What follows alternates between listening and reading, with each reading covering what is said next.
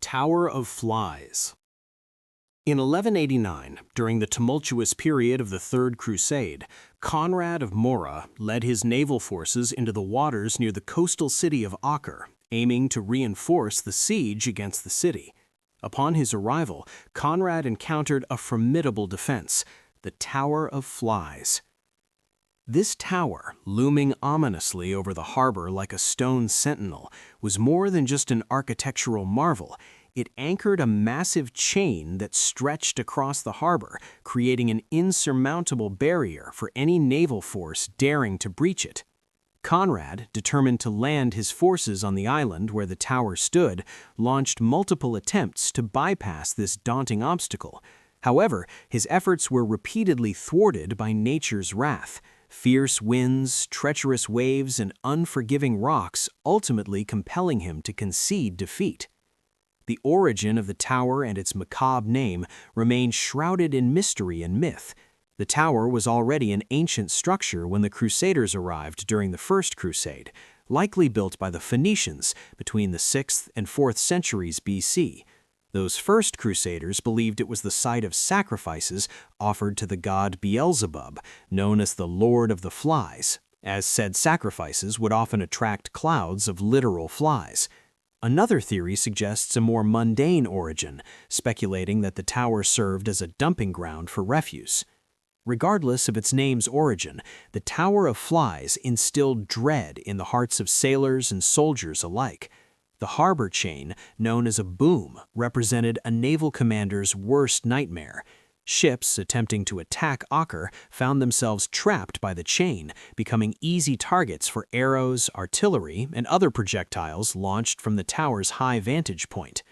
Ironically, the Tower of Flies, which now thwarted the Crusaders, was a creation of their own making. When European forces initially captured Acre during the First Crusade, they rebuilt the tower and installed the chain as a defensive measure. A century later, after Saladin's forces retook the city, these very defenses turned against their original builders, contributing to the tower's ominous history. Hand grenade. Reputation: hand grenade. The city of Jerusalem is filled with relics from wars of the past, and some are more obvious than others. Buried in the sand to the city lie large numbers of ceramic jars, which archaeologists have been excavating for decades. While most of these jars were used for mundane storage, a select few tell a darker tale. Crafted with unusually thick ceramic and bearing traces of explosive chemicals, these jars appear to have been early incarnations of a weapon still in use today: hand grenades. The presence of sulfur, mercury, and magnesium on their shards suggests an early understanding of explosive compounds. Packed with chemicals, these medieval grenades served as a lethal surprise for enemies. Once hurled, they would produce not only a deafening noise and dense smoke, but also lethal shrapnel from their ceramic casing. Although the exact scale and effectiveness of these grenades remain uncertain, contemporary records describe the terrifying impact of jars of fire and sound thrown from city walls onto besieging armies. Scientists speculate that the smoke's varied color and density depended on the specific mixture of materials in each grenade. Beyond the walls of Jerusalem, another fearsome weapon of the era was Greek fire. This incendiary weapon, closely guarded by the Byzantine Empire, was known for its near impossibility to extinguish. Capable of burning on water, wood, flesh, or any other material, Greek fire played a crucial role in Byzantine military strategy. The use of Greek fire was pivotal in several battles, notably during the Arab sieges of Constantinople. Byzantine forces utilized fire ships equipped with pressurized hoses to spray the substance, wreaking havoc on enemy vessels. Arabic fleets faced devastating losses, with many ships burned down to the waterline. Despite its historical significance, the exact composition of Greek fire remains a mystery, as the recipe was a closely guarded state secret and has since been lost. Vote steel. Time, vote steel. Arrows scream, horses cry, the sounds of men fighting and dying echo across the city of Jerusalem as the forces of the legendary Saladin try to bring the defenders of the holy city to heel. A Christian knight stands on the wall, dueling a Saracen soldier. The Saracen gathers his strength, and with a mighty heave crashes his sword into the blade of the knight. With a deafening shriek, the Christian sword rips in half. The foot steel of the Saracen's scimitar has destroyed the inferior metal of his European opponent. Foot steel, a material shrouded in mystery, first made its mark in history when Alexander the Great encountered it in India during his conquest in the 4th century BC.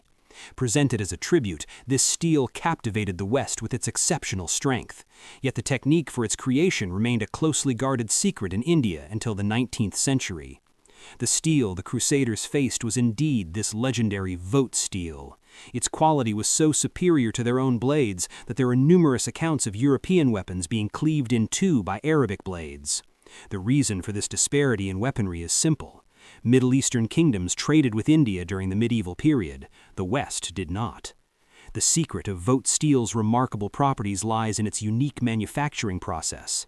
Created using a crucible method, materials rich in iron and carbon, like certain woods, were combined inside a clay container and heated to about 1400 degrees Celsius.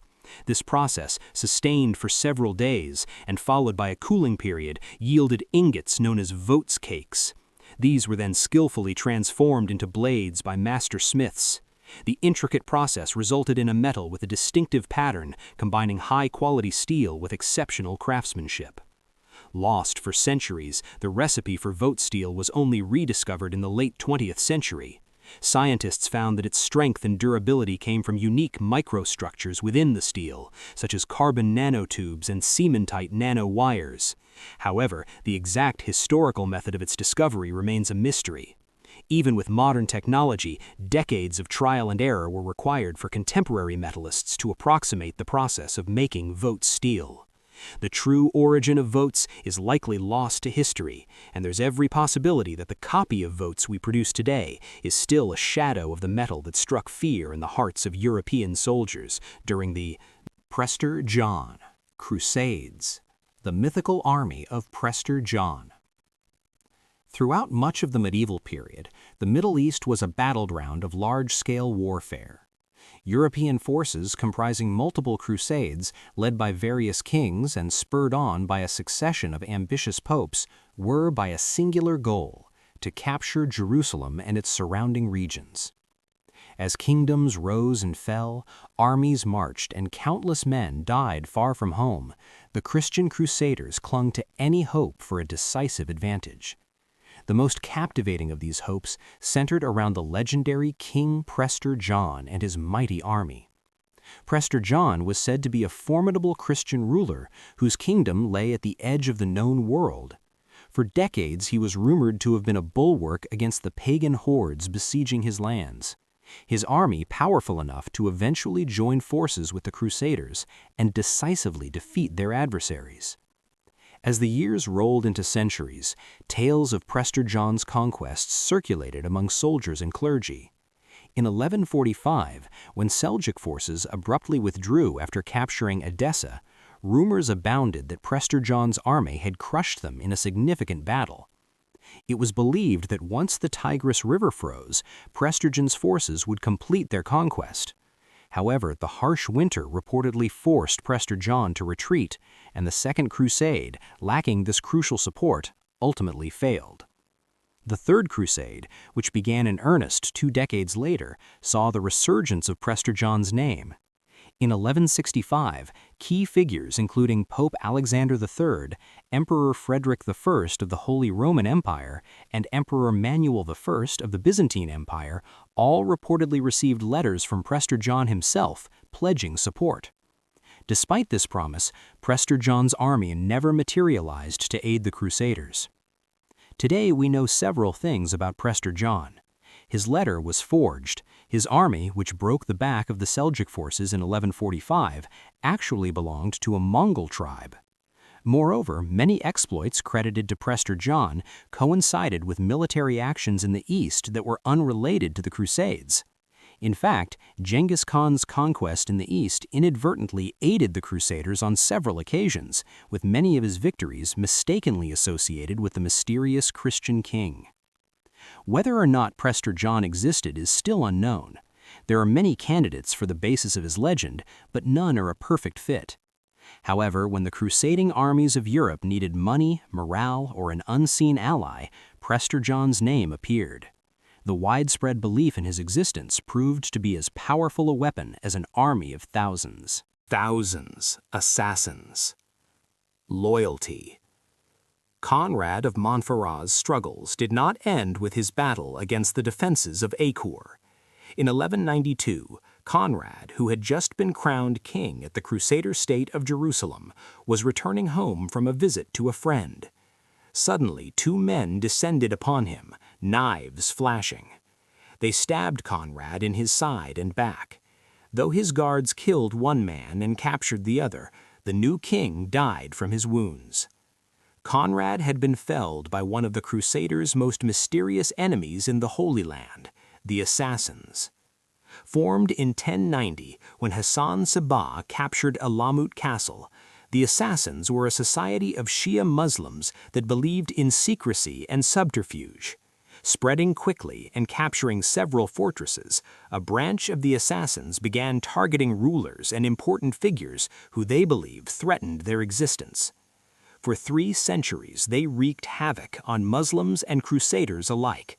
Though the Mongols finally brought them down, the Assassins are believed to have killed 3 caliphs: Conrad of Montferrat, the Count of Tripoli, Raymond II, and Lord Philip of Tyre, among hundreds of others. The exploits of the Assassins terrified the Crusaders, and tales of their fanatical loyalty spread like wildfire. Stories circulated of the Assassins' leader using drugs to convince his followers they had visited paradise. These tales evolved into elaborate myths suggesting that initiates were drugged and taken to a garden of earthly delights to secure their absolute loyalty. Legend has it that the loyalty of the Assassins was a weapon that made them stronger than any army. The best example of this is the tale of Henry II of Champagne. When Henry threatened Grand Master Rashid I-Din Sinan with his army, which outnumbered the Assassins 10-1, Sinan scoffed at him. The loyalty of his men, Sinan claimed, made them unstoppable. Henry was shocked when one of the Assassins proceeded to jump off the roof of a nearby tower at Sinan's request. Though the truth of this event is unknown, one thing is certain: the Assassins struck fear in the hearts of those who opposed them. Are you ready to unlock the secrets of the past? Subscribe now to Unrevealed Secrets, brand new Ancient Mysteries channel, and embark on a journey to uncover the most enigmatic and awe-inspiring mysteries of ancient times. Leave a comment if there are any ancient mysteries you want us to explore in upcoming videos.